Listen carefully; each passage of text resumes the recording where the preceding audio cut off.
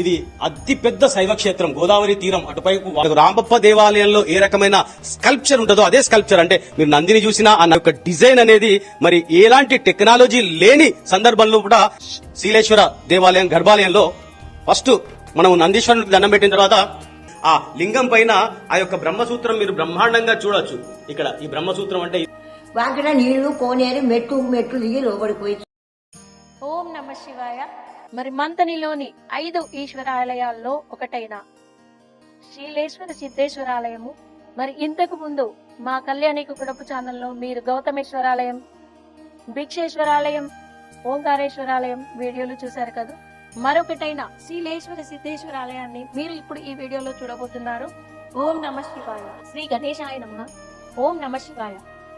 బ్రహ్మ మురారి సురార్చితలింగం నిర్మల భాసిత శోభితలింగం జన్మజ దుఃఖ వినాశకలింగం దత్తనమామి సదా శివలింగం దేవముని ప్రవరాచితలింగం కామదహన కరుణాకరలింగం రావణ దర్ప వినాశకలింగం దత్తనమామి సదా శివలింగం.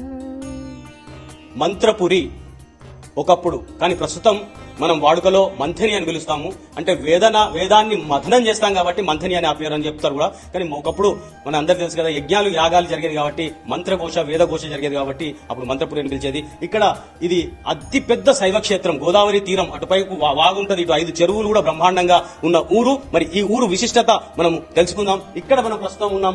ఆ ఎదురుగా ఆ గర్భగుడిలో సిద్ధేశ్వరుడు, ఈ సిద్ధేశ్వరుని యొక్క దేవాలయాన్ని 1842 లోపట దీన్ని తీర్చిదిద్దారు.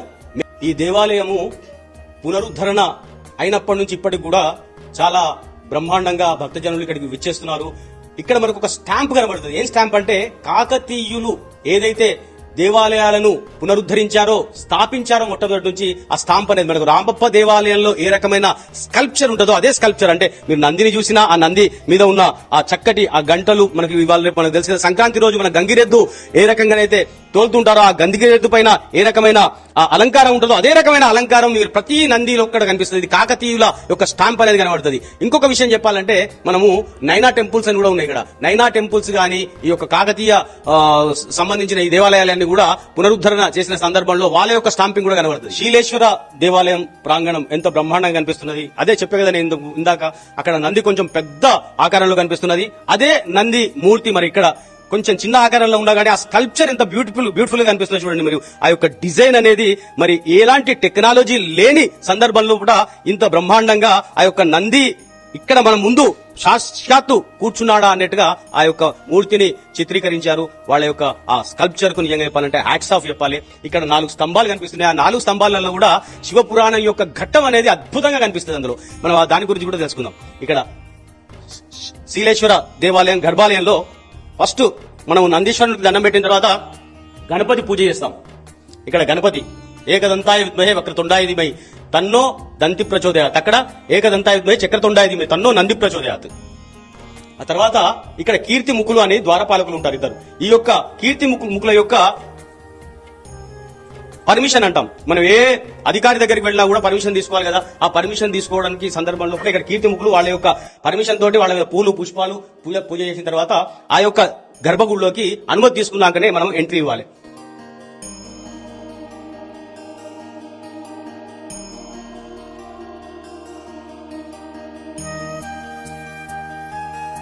పెద్ద తుండ్లలో మక్తేదారుగా పిలువబడే పెద్దరామన్న, సో వారి యొక్క కళ్ళలోపట ఆ శంకర భగవానుడు ప్రత్యక్షమై ఈ రకంగా అతనికి సూచన చేశాడు. ఏంటంటే, శీలేశ్వర సిద్ధేశ్వర దేవాలయం పూర్తిగా శిథిలావస్థలో ఉన్నది కాబట్టి దాన్ని జీర్ణోద్ధారణ చేయాలని. అంటే 1943లో ఇక్కడికి వచ్చి ఈ యొక్క దేవాలయాలను అద్భుతంగా బ్రహ్మాండంగా మరొకసారి కనులకు విందుగా తీర్చిదిద్దారు. అప్పటి నుంచి ఇప్పటిదాకా మనం చూస్తే కనుక స్కల్ప్చర్ ఎక్కడ కూడా డిస్టర్బ్ కాలేదో, అక్కడక్కడ కొన్ని చిన్న అవాంతరాలు జరిగినప్పుడు కూడా వాటిని మళ్లీ తీర్చిదిద్దుతున్నారు. ఎవరంటే వాళ్ళ వంశీయుకులే. ఎవరు మరి చెప్పాలంటే, వాళ్ళ కుమారులైన లోకేష్ చంద్రశేఖర్ వాడి యొక్క కుమారులైన మరి శ్రీధర్ అని పిలుస్తారు, తర్వాత మణి శర్మ.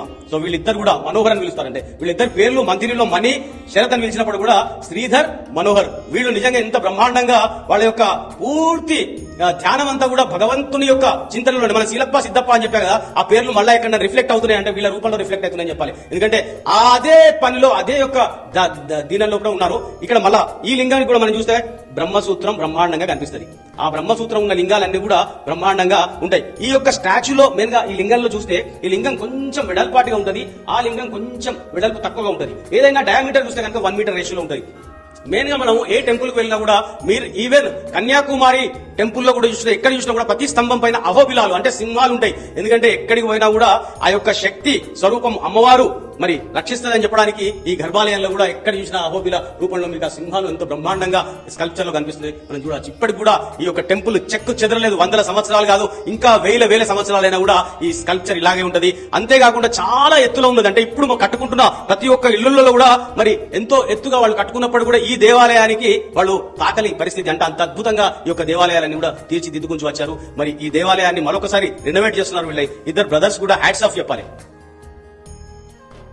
సో బ్రహ్మసూత్రం అనేది చాలా చాలా ఇంపార్టెన్స్ ఉంటుంది. ఎందుకంటే ఎక్కడికి వెళ్ళినా కూడా ఏ లింగాన్ని చూసినా ఈ బ్రహ్మసూత్రం కనిపించదు. ఎందుకంటే మీకు ఆ లింగం పైన ఆ యొక్క బ్రహ్మసూత్రం మీరు బ్రహ్మాండంగా చూడొచ్చు.